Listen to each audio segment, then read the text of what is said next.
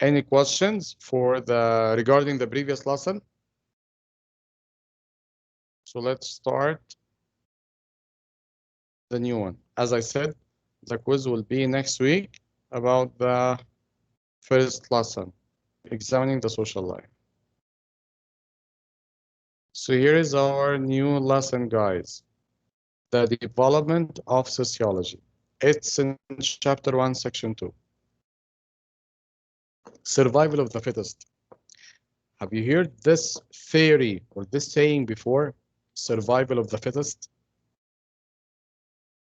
Yes, Mr. Darwin said it. Yes. Yes, Mr. Evolution and Darwin. It's the rule of the jungle. Charles Darwin, one by one. What about him? What about this theory? Who can tell me? That according to the environment, the organisms with the best adaptations and the fittest will be able to survive. What about the weak ones? They will become extinct over time if they do not adapt. Thank you. Anybody want to add something? Want to add anything?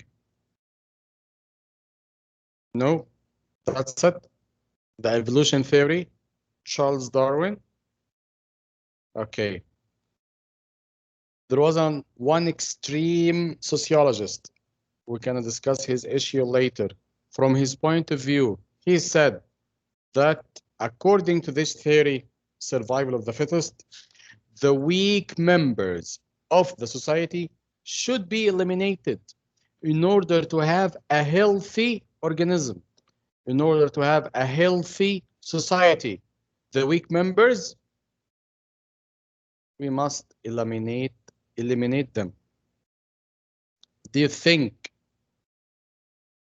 his theory was correct? Do you think he had a point of view?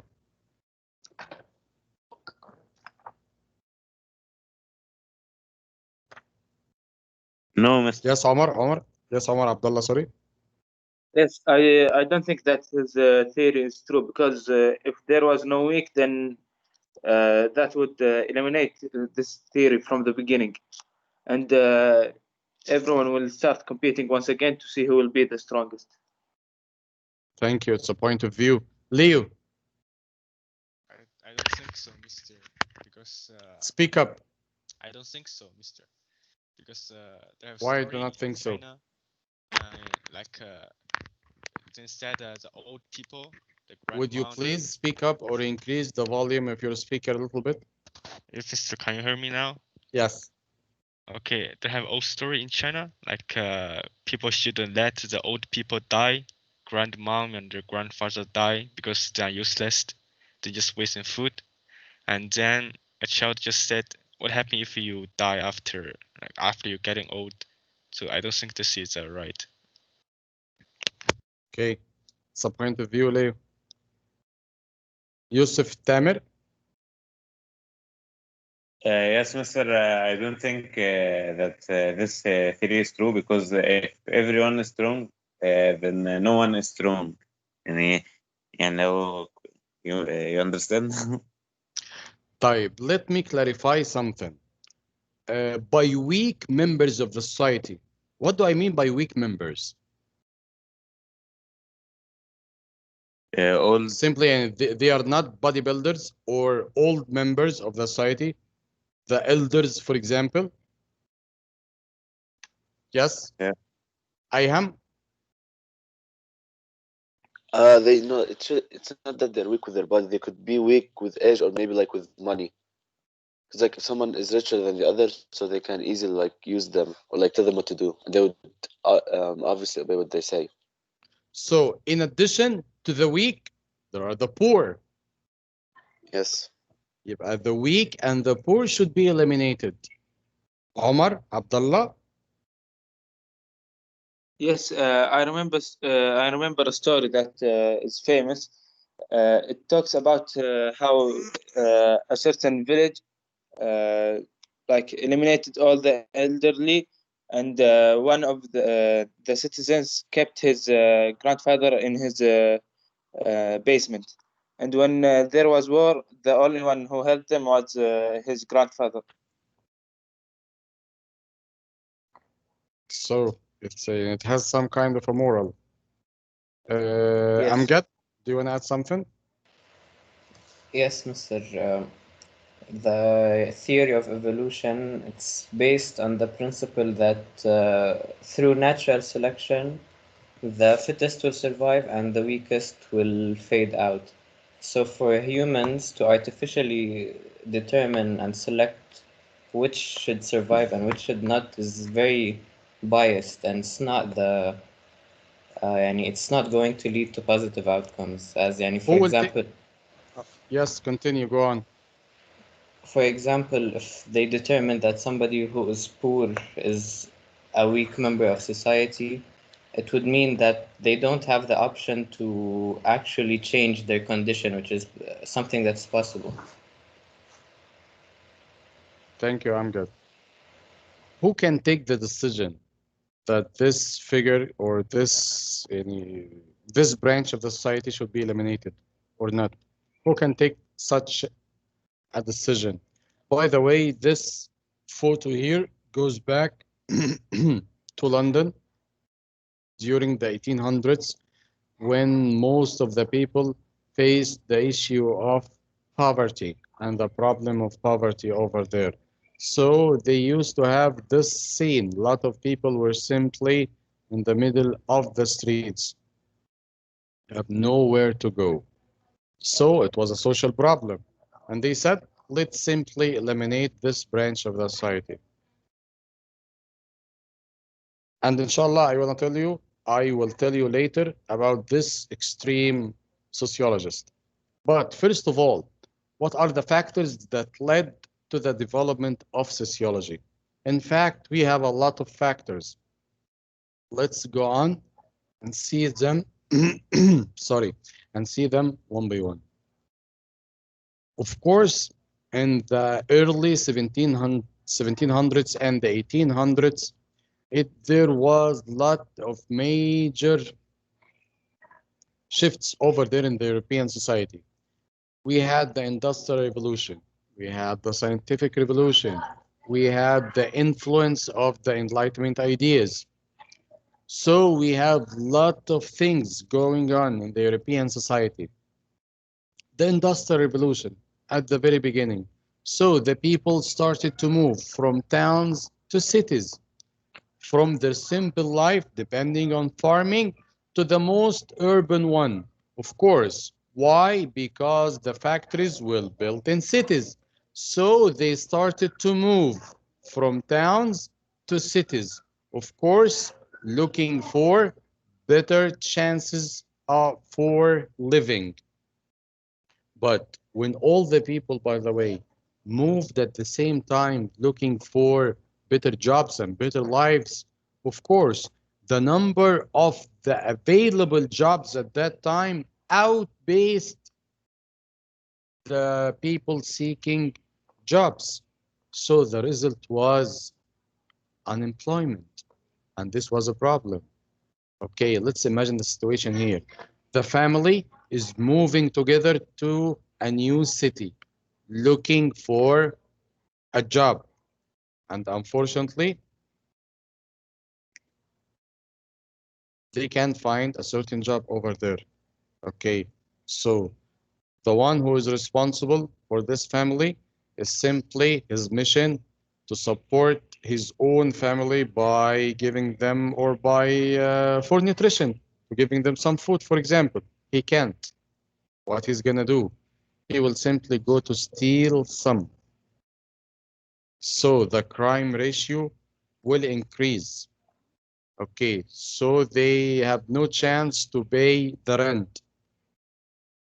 There was some kind of a housing shortage. So as a result of the Industrial Revolution, we have some major problems over there. And by the way, guys, I'm talking about the European society. Okay, this is for the Industrial Revolution. What about the influence of the Enlightenment ideas? The Enlightenment had simply gave the people some attention regarding their rights as being human beings. From your own point of view, what are the basic human rights? Said Al-Haddad, do you have any idea? What are the basic human rights? Sorry, I didn't notice. Mustafa, raising your hand, yes? Human rights are talking about like the laws. The basic human rights that every single human being must have. Like the amendments, like the freedom of speech, right to hold Freedom of speech. right to hold in arms, just the Second Amendment. Okay, but I think you are talking about a certain country, right? Yeah, A certain isn't this nation. American But I'm curriculum? talking, but yes, I know. Yes, you have a point of view that this is American curriculum and you're talking about the American side. But we are talking about, generally talking about the humankind, the basic human rights for all of the human beings. Abdullah Bandar, do you have an idea? Rethink, Mustafa, and I will come back to you. Yes. Abdullah Bandar. Food and water and shelter should be possible to reach for every human being. Food and shelter. Yes. So, for every single human being living in a certain country, the government must afford him or must supply him with some kind of accommodation. Yes. So he can live a life and try to earn food and shelter. Food and shelter. Yes. Okay. Who else? Yes, Omar? Education, health, and like having shelters. Thank you. For education, Omar, of course, yani we are not asking the governments of all countries to supply some kind of education to its citizens. يعني مثلا, we are not asking the government to pay the fees for international schools, for example. We are asking the governments for supplying the citizens with some kind of free education. Free, regardless of the quality of education. Free education. And I think this is one of the basic human rights for every single human being all over the world. You can simply find free education. Mustafa, do you want to add something? Mustafa Muhammad, I said I will go back to you. No, it's okay. Okay, so Omar Habib mentioned two main or two basic human rights. Free education and the medical treatment, regardless of the quality of this treatment. But you have some place to go when you are sick.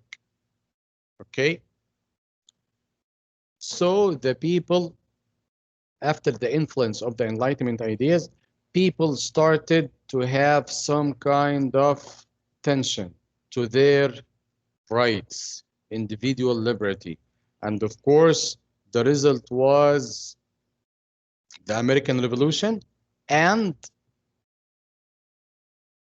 what about this one? Here is the American Revolution, of course, because of the American flag. French. What about this one? The French one. Revolution. The French one, of course, because they needed their rights from their own perspectives, by the way. Okay? So we can say that the major shifts happened over there in the European society because of the Industrial Revolution and because of the influence of the Enlightenment ideas. Plus, there was another revolution at that time, the scientific revolution. If you remember, because of the influence of the Enlightenment ideas, let's go back in time a little bit. When people have a certain question regarding anything, they had simply two main sources to get the answer. They have the church or the ancient scholars' writings. Okay, by the church, I mean they can simply go back to their religious explanation. The earth is flat. and it's said by the church the earth is flat. That's it. It's a fact. Nobody will discuss or examine this fact. It was said by the church. Or they can simply go to the ancient scholars' writings. By the ancient scholars' writings, I mean, who's gonna help me here? Ancient scholars. Ziad, what do I mean by the ancient scholars?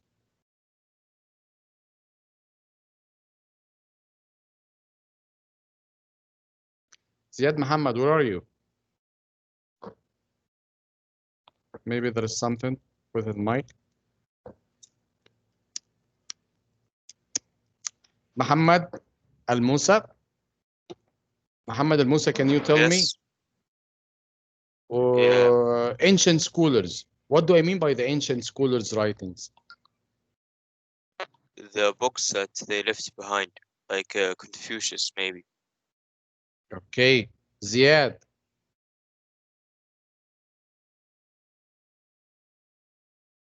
Mustafa? Mustafa Muhammad? Aristocrats, the books of aristocrats. Thank you very much. Aristotle, Plato,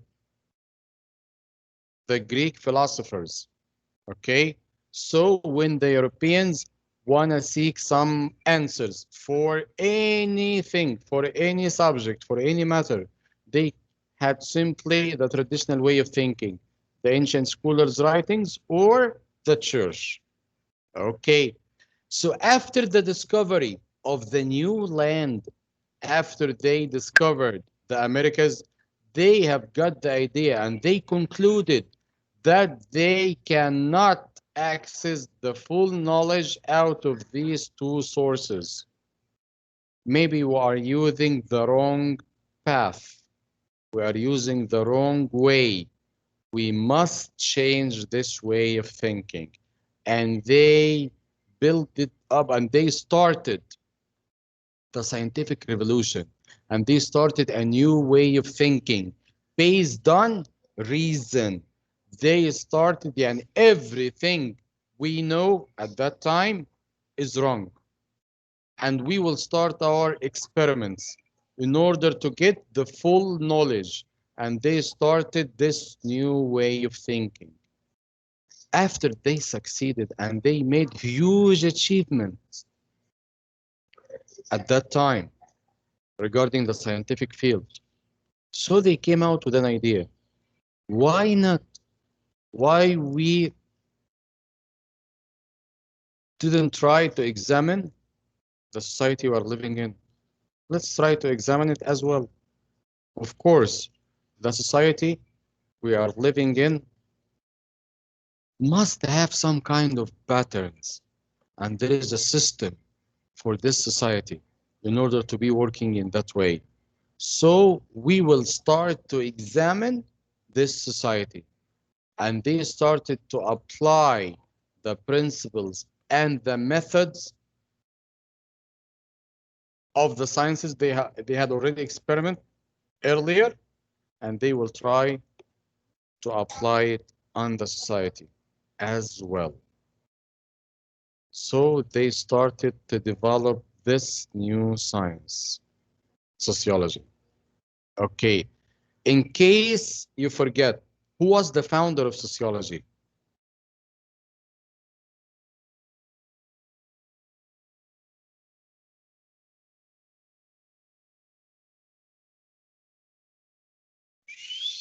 Complete silence.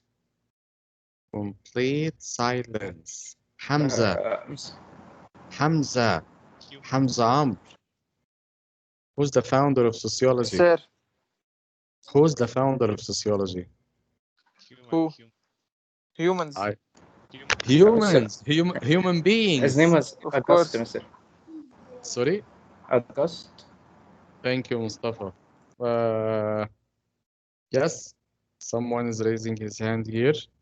Mustafa Muhammad, do you want to add something? No, I said August. His name was August. Okay. Let's have a look here, guys. In fact, the founder of sociology, guys, his name was Auguste kommt. This guy, we can simply say that he invented this new science, that he was the first human being to use the term sociology. He gave it this name. He was the first one to think about how the society you are living in is working. August Comte. From his name, he was an English scholar. From the name, it seems French. French, thank you very much. Okay, Auguste Comte. Because of this guy, we are studying sociology nowadays. He was the first one to try to apply the principles of the physical sciences on society. From his point of view, okay, according to his theory, this society you are living in is not working by itself. There are some factors that can lead to social order. And on the other hand, there are some factors that can lead to social change. What do I mean by social order and social change? Try to imagine the society over there in Syria and in Libya. Any disturbance over there in the society, there you can use the term social change. While on the other hand, the stable countries and to have some order in the society, this is the social order. So from the name, there is a huge difference between social order and social change. From his point of view, there are some factors that can lead the society to have social order. And he called it social statics. And on the other hand, there are some factors that can lead to social change. And he called it social dynamics. What are these factors? We're gonna find them by using reason. This was his theory, his point of view. At the very beginning, he was the first one, he was the first guy to mention something about this new science, sociology. He even invented this word. And he said in his writings, there are some factors in the society that can lead to social order, and there are other factors that can lead to social change, social statics, and social dynamics. But he didn't mention in his writings, he didn't mention what are these factors. He said he introduced the new idea to the community. He introduced his new science to the people, to the public. And he said, let's use some experiments. Let's use the principles and the laws of the physical sciences, and let's apply them to the society in order to figure out what are these factors, the social statics and the social dynamics. So he was interested with the social order and the social change. Okay. So what do you think? What was the reaction of the community? What was the reaction of the people at that time? The people didn't consider it a good thing or a real thing, so they didn't believe him. Exactly, it's a point of view. Like while talking about the scientific revolution, Galileo Galilei, when he came out with a new idea, with a new achievement, they used to call him a mad guy, a mad scientist. Even they wanted to put him in jail. Any new scientist. Yes. It's always like this when a new guy invents a new thing or do a new thing. People first tells him he's mad or he's bad or the invention will be not good, and then after time it becomes a good thing and used frequently. Exactly, Mu'taz. At the very beginning, the people will simply criticize him and they will even call him a mad scientist. or maybe a lunatic, and they will try to avoid him or to keep him in jail. The same like Kunt. Of course, Mister, the people, yes. didn't they cut Galileo in half? They sat him on like, the But knife at thingy. the beginning, they didn't kill him. They gave him some kind of a chance to reconsider his thoughts, because simply keep in your mind that the traditional way of thinking was simply the church and the ancient scholars writing. So if you gonna say something against the church, so this gonna mean that you are against God. How dare you? For this reason, they probably killed him. So back to our lesson. Auguste Comte. Of course, everyone at that time simply criticized him. What are you talking about? What are these factors? How are we gonna find them out? So, in order to clear his mind and focus in this new branch, in this new science, he used some technique, a way of thinking. They call it cerebral hygiene. Cerebral hygiene. From this word, can you figure out the meaning of cerebral hygiene? Try to figure out the meaning. Of course, cerebral is related to the brain. The brain. To the brain. Thank you very much. So, cerebral hygiene, how do you think? It means like the cleanse of mind, to think outside the box. To think outside of the box. Any other suggestions? Maybe he made his theory or sociology more easier to people to understand or make it logical to them. In fact, it's a point of view, Mu'taz. In fact, guys, cerebral hygiene means simply to avoid, to neglect all of the people who are simply talking about this issue in order to pure your mind, or in order to clear your mind. So do not read any article regarding this issue.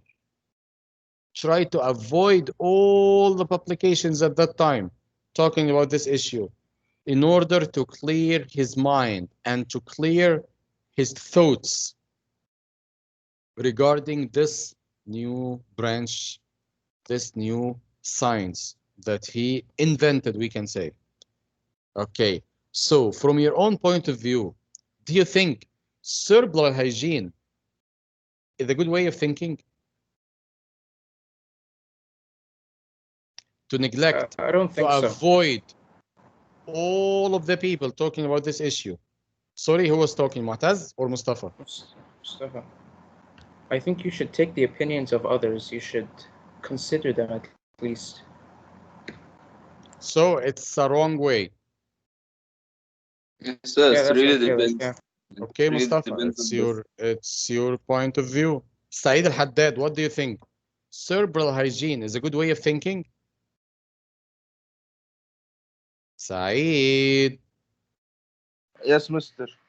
do you think cerebral hygiene is a good way of thinking? Yes.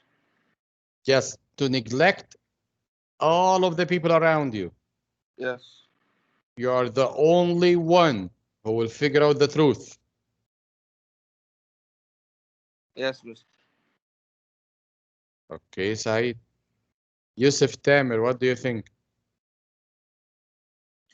I think, Mister, it depends on the situation. Like, if you are trying to invent or come up with something new, it is logical that people will not support you at the beginning.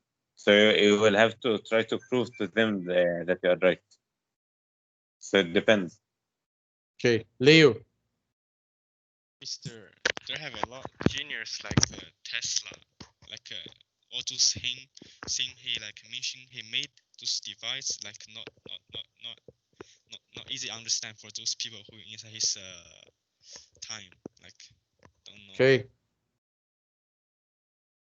So from your point of view, that when Tesla comes out with a new idea, a wholly new idea, he will simply neglect all of the people talking about this issue? He will try to avoid them?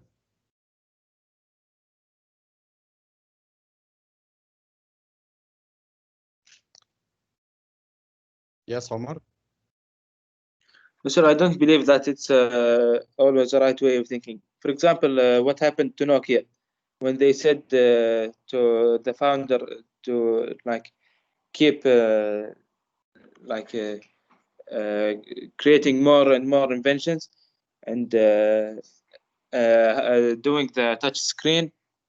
He didn't think that they were right, and now he's bankrupt. Yes, unfortunately. Okay, guys, I think our lesson comes to an end. So let's stop at this point and we